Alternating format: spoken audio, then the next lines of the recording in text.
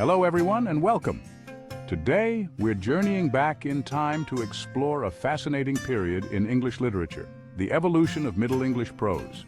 From the 13th to the 15th centuries, prose, the ordinary language of everyday speech written down, began to emerge from the shadow of poetry. Before this period, English prose was a rarity. Latin reigned supreme as the language of scholarship, religion, and official documents. But gradually, a shift occurred. People began to recognize the power and potential of their own language. Middle English, a vibrant mix of Old English and Norman French, started to find its voice in written form. Literacy was increasing. More people, beyond the clergy and the elite, were learning to read and write. The emergence of Middle English prose marked a turning point. Imagine England in the 13th to 15th centuries. It's a world both familiar and utterly different from our own. This is a period of immense upheaval and transformation. The 100 Years' War raged on and off throughout much of this era. French mingled with Old English, resulting in Middle English. The Black Death had a profound impact on English society.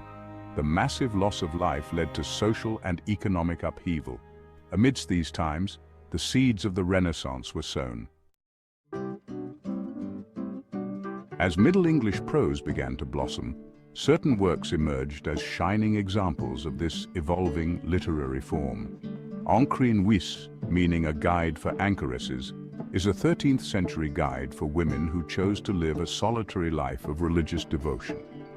This remarkable text, written in a clear and accessible style, provides practical advice on spiritual matters, daily routines, and the challenges of leading a life of seclusion. Mandeville's travels, on the other hand, transports us to the exotic and often unbelievable world of medieval travel writing. This 14th century text, purportedly written by an English knight named Sir John Mandeville, recounts his incredible adventures in the Holy Land and beyond. From mythical creatures to fantastical lands, Mandeville's travels captured the imaginations of medieval readers, fueling their curiosity about the wider world. These two works highlight the growing range and ambition of Middle English prose. Section 4. The Shape of Words. Unpacking Middle English prose style. Reading Middle English prose is like stepping back in time, encountering a language both familiar and foreign. This early prose differed significantly from the polished sentences we're used to today. Its directness and simplicity are striking. Vivid imagery and concrete details bring subjects to life.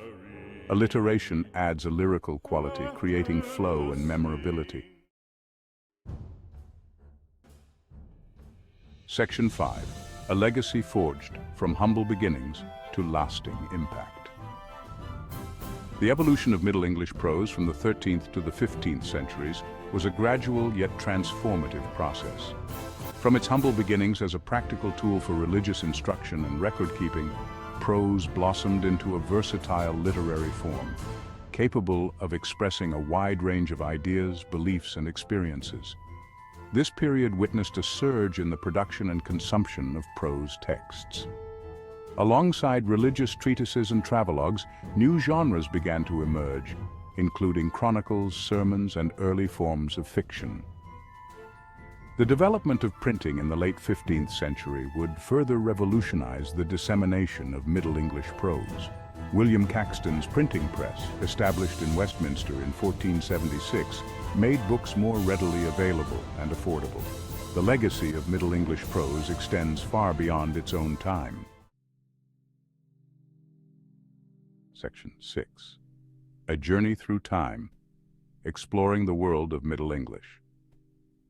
As we conclude our exploration of Middle English prose, I encourage you to delve deeper into this fascinating period of literary history.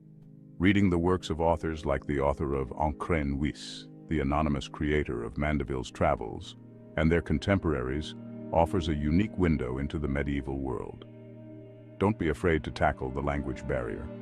While Middle English may seem daunting at first glance, with a little effort, you'll find yourself drawn into the rhythms and cadences of this vibrant and evolving form of English. Until next time, happy reading.